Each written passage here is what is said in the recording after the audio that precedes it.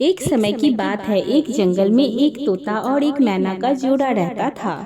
बारिश का मौसम था। रिमझिम बारिश बरस रही थी। तब तोता और मैना एक पीपल के पेड़ की खोख में जाकर बैठ जाते हैं। अब धीरे धीरे मूसलाधार बारिश बरसने लगती है। अभी उनके पास एक कबूतर उड़ता हुआ और भीगता हुआ आता है और उनके पास आकर कहता है, हे तोता, थोड़ी जगह मुझे भी दे दो, मैं बारिश में भीग रहा हूँ। लेकिन उस पीपल की खोख में इतनी पर्याप्त जगह नहीं थी कि उसमें 3 पक्षी बैठ सके, क्योंकि पहले से ही वह तोता और मैना दोनों बैठे हुए थे। अब वह कबूतर उनसे जिद करने लगता है और दोबारा कहता है कि हे तोता, आप मुझे बैठने के लिए थोड़ी सी जगह दे दो और मेरी सहायता करो। तब तोता और मैना उस कबूतर को इनकार कर देते हैं और कहते हैं कि यहाँ पर इतनी पर्याप्त जगह नहीं है जो हम आपको बैठा सकें। फिर वह कबूतर गुस्से से लाल होता हुआ कहने लगा कि तुम दोनों मूर्ख तो नहीं हो जो मुझे जगह नहीं दे रहे हो। तब तोता और मैना कहते हैं कि भाई, हमारे पास इतना पर्याप्त जगह नहीं है, हम दोनों ही बड़ी ही मुश्किल से इसके अंदर बैठे हैं। लेकिन फिर तीसरी बार वह कबूतर कहता है कि तुम दोनों ही मूर्ख हो। फिर तोता मैना कहते हैं कि भाई, यदि हमारे पास जगह नहीं है तो हम आपको कैसे बैठा लेते, लेकिन आप खुद देख लीजिए, हमारे पास इतना पर्याप्त जगह नहीं है कि हम आपको बैठा सके। अतः वह कबूतर उड़कर उन दोनों पंछियों के ऊपर जाकर बैठ जाता है। तब वह दोनों पक्षी उसको धक्का देकर गिरा देते हैं। वह कबूतर फिर से नीचे से उड़ता हुआ और फिर उस कहता है कि तुम दोनों बिल्कुल मूर्ख हो, और फिर से उनके ऊपर जाकर बैठ जाता है। और फिर से तोता और मैना उस कबूतर को धक्का मारकर नीचे गिरा देते हैं। इसी तरह से कुछ देर तक चलता रहा और वह कबूतर उड़ता हुआ उनसे बार बार कहता कि तुम दोनों मूर्ख हो, तुम दोनों सबसे बड़े मूर्ख हो। हर बार वह कबूतर इसी बात को कहता है और जब वह थक जाता है तो वह कबूतर वहां से उड़ता हुआ चला जाता है और वह दोनों पक्षी उस पीपल की खोख में बैठे रहते हैं। फिर कबूतर के जाने के बाद मैना और तोता से कहती है कि पिया जी, अभी तो कबूतर आया था, वह बार बार हम दोनों को मूर्ख बता रहा था। वह कह रहा था कि तुम दोनों मूर्ख हो। वह बार बार इसी बात को दोहरा रहा था। आखिर मूर्ख होता कौन है? मूर्ख होता कैसा है और मूर्ख दिखता कैसा है? आप मुझे इस बात को बताइए। तब वह तोता अपनी पत्नी से कहता है कि हे प्रिय, मैं तुम्हें एक कहानी सुनाता हूँ। इस कहानी को यदि तुम ध्यान से सुन लोगी तो तुमको यह पता चल जाएगा कि मूर्ख कौन होता है। तब वह तोता अपनी पत्नी को कहानी सुनाता है और उसकी पत्नी बड़े ही गौर से उस कहानी को सुनती है। तोता कहानी शुरू करता है और कहता है कि एक गांव में एक सेठ रहता था। उस सेठ का एक लड़का था। सेठ ने अपने लड़के की शादी कर दी और शादी करने के कुछ समय बाद सेठ का लड़का शहर में धन कमाने के लिए चला जाता है। लड़के के जाने के बाद घर पर वह सेठ और उसकी पुत्र वधू दोनों ही रहते थे। फिर एक दिन सेठ के लड़के की पत्नी पनघट पर स्नान करने के लिए जाती है और वहां पर वह स्नान करने लगती है। तभी उसके पास 3 व्यक्ति आते हैं और कहते हैं कि बहन, हम बड़ी दूर से आ रहे हैं और हमें बहुत जोर से प्यास लग रही है, इसीलिए आप हमें थोड़ा सा जल पिला दीजिए। उस वक्त सेठ की पुत्र वधू के बदन पर इतने पर्याप्त कपड़े नहीं थे क्योंकि वह स्नान कर रही थी। उसी वक्त तीनों व्यक्ति आ जाते हैं और उनमें से एक व्यक्ति कहता है कि हमें पानी पिला दीजिए। तोता कहता है कि हे प्रिय। फिर उस सेठ की पुत्र वधू उन लोगों से पूछती है कि भाई, तुम लोग कौन हो?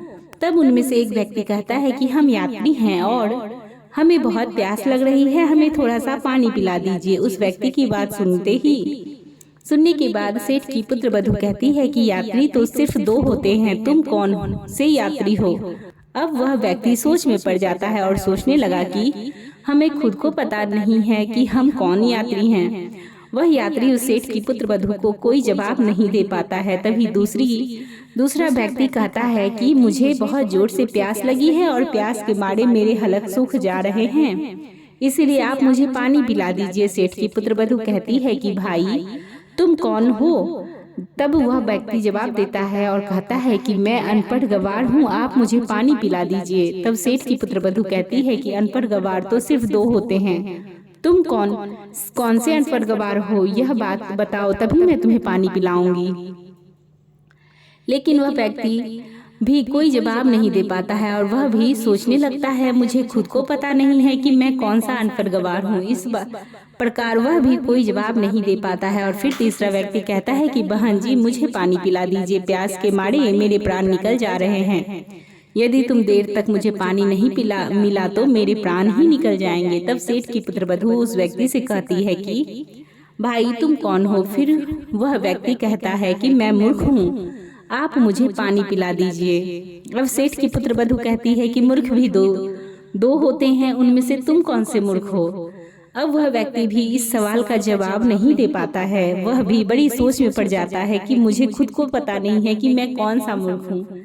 इस प्रकार वह भी कोई जवाब नहीं दे पाता है। तोता आगे कहता है कि हे प्रिय। फिर वह तीनों व्यक्ति प्यासे ही पनघट से जाने लगते हैं और जब वहां से रवाना होते हैं तो सेठ की पुत्रवधू उनसे कहती है कि आप तीनों मेरे घर चलिए, यहाँ से कुछ ही दूरी पर इसी रास्ते पर मेरा घर है, वहाँ मैं आपको जरूर पानी पिला दूंगी। फिर वह तीनों यात्री सेठ की पुत्रवधू के घर जाने लगते हैं और उधर सेठ की पुत्रवधू स्नान करके और कपड़े पहनकर अपने घर आती है। जैसे ही वह तीनों व्यक्ति उस सेठ के घर पहुंचते हैं और साथ में सेठ की पुत्रवधू भी घर पहुंचती है, तभी उसके ससुर जी की नजर अपनी बहू पर पड़ जाती है। तब उसका ससुर सोचने लगता है कि मेरी बहू किन मर्दों के साथ घूम रही है। इसका पति शहर में धन कमाने के लिए बाहर गया हुआ है और यह पराये मर्दों के साथ घूम रही है। इसी बात को वह सोचने लगता है। उधर सेठ की पुत्रवधू उन राहगीरों को अपने घर ले जाती है और ले जाकर पानी पिलाती है और उनसे कहती है भाई मैंने तुम्हें पनघट पर पानी इसलिए नहीं पिलाया क्योंकि मैं स्नान कर रही थी और मेरे बदन पर इतने पर्याप्त कपड़े नहीं थे जो मैं तुम लोगों के सामने खड़ी हो सकूं। इसीलिए मैंने तुम लोगों से इतने कठिन सवाल पूछे थे। मेरा ऐसा कोई मतलब नहीं था कि मैं तुम लोगों को पानी ना पिलाऊं, इसीलिए मैं तुम लोगों को अपने घर लेकर आई हूं और यहाँ पर तुमको पानी पिलाकर भेज रही हूँ। अब आप बड़े प्यार से पानी पी लीजिए और अपने रास्ते चल दीजिए। तीनों राहगीर पानी पीकर वहां से चले जाते हैं। उधर सेठ सोचने लगता है कि मेरी बहू बदचलन है, मेरा लड़का बाहर कमा रहा है और यह पराये मर्दों के साथ घूमती है, पराये मर्दों को अपने घर पर लेकर आती है। यही सोचकर वह दुखी हो जाता है और सोचने लगता है कि यदि किसी व्यक्ति में बीमारी आ जाए तो उसका उपचार जरूर होना चाहिए। यदि समय पर इसका उपचार नहीं किया जाए तो वह बीमारी उसके रोम रोम में रम जाती है और बाद में उससे छुटकारा पाना असंभव हो जाता है। इसी बात को सोचकर वह सोचने लगता है कि अब मेरी बहू का क्या इलाज किया जाए। यह भी बदचलन हो गई है, बदमाश हो गई है और पराये मर्दों के संगत में घूमती है और इसका पति बाहर रहता है, इसीलिए यह बिगड़ चुकी है। अब इसका इलाज किया जाए तो क्या किया जाए। अब वह सोचने लगता है क्यों ना मैं इसका फैसला इस नगर के राजा से करवा लूं। इसी बात को सोचकर वह राजा के दरबार में पहुंच जाता है और राजा को वह सारी घटना सुना देता है। तब राजा अपने सैनिक को आदेश देता है और कहता है कि जाओ और सेठ की पुत्रवधू को तुरंत दरबार में लेकर आओ। तोता आगे कहता है कि हे प्रिय। तभी राजा के सैनिक सेठ के घर जाते हैं और घर जाकर सेठ की पुत्रवधू से कहते हैं कि तुम्हें राजा ने दरबार में हाजिर होने का हुक्म दिया है और तुम दरबार में चलो। तब सेठ की पुत्रवधू कहती है कि भाई आप सबसे पहले अपने राजा से यह पूछ कर आओ कि उन्होंने मुझे किस रूप में बुलाया है, बेटी के रूप में बुलाया है या बहू के रूप में बुलाया है या फिर माँ के रूप में बुलाया है, किस रूप में उन्होंने मुझे दरबार में बुलाया है। तब सैनिक वापस राजा के पास आते हैं और राजा से कहते हैं कि महाराज सेठ की पुत्रवधू ने हमें यह कहकर वापस भेज दिया है कि आपने उसे किस रूप में बुलाया है, बेटी के रूप में बुलाया है या बहू के रूप में बुलाया है या फिर माँ के रूप में बुलाया है। तभी राजा बड़ी चिंता में पड़ जाते हैं कि अब मैं उसे बुलाऊं तो किस रूप में बुलाऊं। फिर राजा अपने मंत्री से सलाह लेता है और राजा को सलाह देते हैं कि महाराज यह सेठ हमारे नगर का सेठ है और इसकी पुत्रवधू हमारी भी बहू लगती है, इसीलिए आप उसको दरबार में बहू के रूप में बुलाएं। तब राजा अपने सैनिकों को आदेश देता है कि और कहता है कि पालकी लेकर जाओ और सेठ की पुत्रवधू को बहू के रूप में लेकर आओ। फिर राजा के सैनिक पालकी लेकर सेठ के घर पहुंचते हैं और सेठ की पुत्रवधू से कहते हैं कि महाराज ने तुम्हें दरबार में बहू के रूप में बुलाया है। तोता आगे कहता है कि हे प्रिय, फिर सैनिक की बात सुनकर सेठ की पुत्रवधू तुरंत पालकी में बैठ जाती है। सैनिक पालकी को उठाकर राजा के दरबार में ले जाते हैं और सेठ की पुत्रवधू राजा के दरबार में हाजिर हो जाती है। तब राजा उससे कहता है कि क्या तुम चरित्रहीन हो? तुम्हारा पति विदेश में कमाता है और तुम पराये मर्दों की संगत में घूमती हो। ऐसा हमारे राज्य में नहीं हो सकता। यदि तुम ऐसा काम करोगी तो तुम्हें राज्य को छोड़कर जाना पड़ेगा या फिर तुम्हें सजा दी जाएगी। राजा की यह बात सुनकर सेठ की पुत्रवधू राजा को जवाब देती है और कहती है कि महाराज, मैं एक पतिव्रता स्त्री हूँ। मुझ पर कलंक लगाने से पहले आप थोड़ा सोच लीजिए, क्या किसी प्यासे को पानी पिलाना या किसी भूखे को खाना खिलाना कोई अपराध है? यदि आपके राज्य में ऐसा संविधान है कि किसी भूखे को भोजन खिलाना या प्यासे को पानी पिलाना अपराध है, तो हाँ, मैं अपराध किया है और यह अपराध में मैं बराबर करूंगी। सेठ की पुत्रवधू के मुख से यह बात सुनकर राजा बड़ा ही आश्चर्यचकित होता है और कहता है कि तुम मुझे पूरी बात विस्तार से बताओ कि बात क्या है। तब सेठ की पुत्रवधू राजा को पूरी सच्चाई बताती है कि महाराज, मैं पनघट पर स्नान कर रही थी, तभी रास्ते चलते 3 राहगीर पनघट पर आते हैं और कहते हैं कि हमें पानी पिला दीजिए, हमें बहुत जोर से प्यास लगी है। उस वक्त मेरे बदन पर इतने पर्याप्त कपड़े नहीं थे कि मैं उनके समक्ष में खड़ी होकर उनको पानी पिला सकूं। इसीलिए मैंने बैठे बैठे उन लोगों से इतने कठिन सवाल पूछे कि वह जवाब नहीं दे सके। उसके बाद उसको मैंने अपने घर भेज दिया और उसके बाद मैं कपड़े पहनकर अपने घर आई। घर आने के बाद उन लोगों को मैंने पानी पिलाया, वहां से भेज दिया।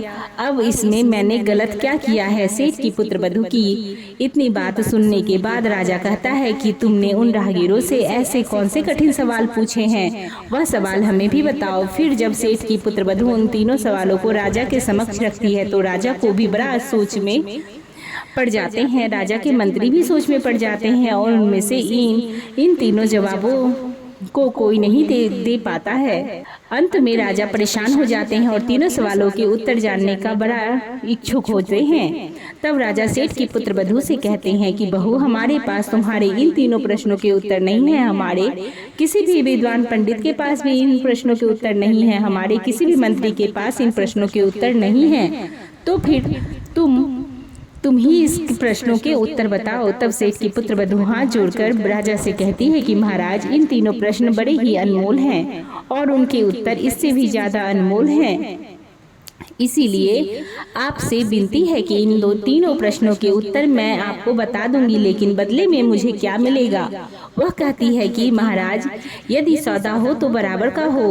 वह बड़ी चतुराई से अपने दिमाग का इस्तेमाल करती है। तब राजा बड़ी सोच में पड़ जाते हैं और अंततः राजा परेशान हो जाते हैं और सोचने लगते हैं कि तीनों प्रश्न बड़े ही अनमोल हैं और इन 3 प्रश्नों का उत्तर भी बड़ा ही अनमोल है। इनको जानना बहुत जरूरी है। कहते हैं कि जो राजा मूर्ख हो उसको कोई भी लूट सकता है। फिर राजा ने कहा कि आधे राज्य पर तुम राज करोगी और आधे राज्य पर मैं राज्य करूंगा। तुम अपने तीनों प्रश्नों के उत्तर हमें बता दो। फिर सेठ की पुत्रवधू पूरी लिखावट करवाती है और आधा राज्य अपने कब्जे में ले लेती है और फिर उन तीनों प्रश्नों के उत्तर बताती है और कहती है कि महाराज, अब गौर से सुनो। मेरा पहला प्रश्न था यात्री। संसार में दो ही हैं। अब वो 2 यात्री कौन कौन से हैं? पहला है सूर्य और दूसरा है चंद्रमा, जो रात दिन चलते रहते हैं और संसार में भ्रमण करते रहते हैं और संसार को रोशनी करते रहते हैं। यही 2 यात्री हैं। मेरा दूसरा प्रश्न था, इस संसार में अनपढ़ और गवार 2 ही हैं। वह है अन्न और पानी, जो हर किसी के साथ में रहते हैं। विद्वान लोगों के साथ में भी रहते हैं और मूर्ख के साथ में भी रहते हैं।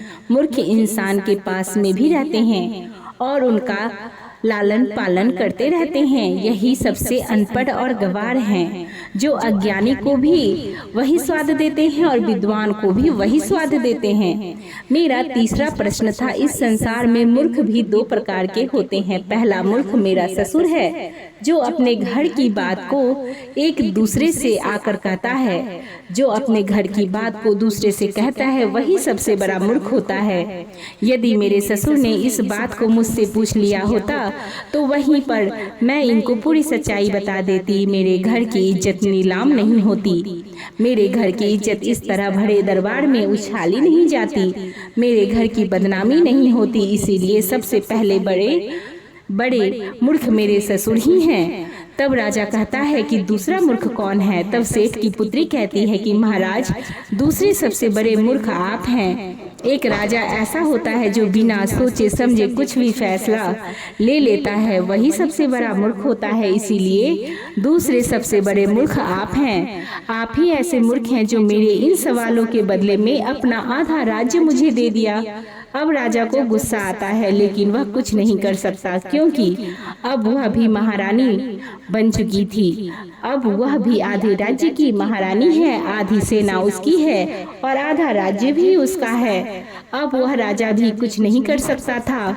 इस तरीके से अपने दिमाग का सदुपयोग करते हुए उस सेठ की पुत्रवधू एक महारानी बन जाती है। फिर तोता अपनी पत्नी से कहता है कि हे प्रिय, सबसे बड़ा मूर्ख वही होता है जो अपने घर की बात को बाहर निकाल देता है, अपने घर की बात को अन्य लोगों से कहता है और अपने घर की बात को एक दूसरे से कहता है। अपने घर की बात को अपने घर में ही रखना चाहिए। जो अपने घर की बात अपने घर में ही रखता है वह समझदार होता है, और जो अपने घर की बात दूसरों से कहता है वह सबसे बड़ा मूर्ख होता है। और दूसरा मूर्ख वह होता है जो किसी के भी कहने पर अपना सब कुछ लुटा देता है। यह दो प्रकार के ऐसे मूर्ख होते हैं, इनका कुछ नहीं हो सकता।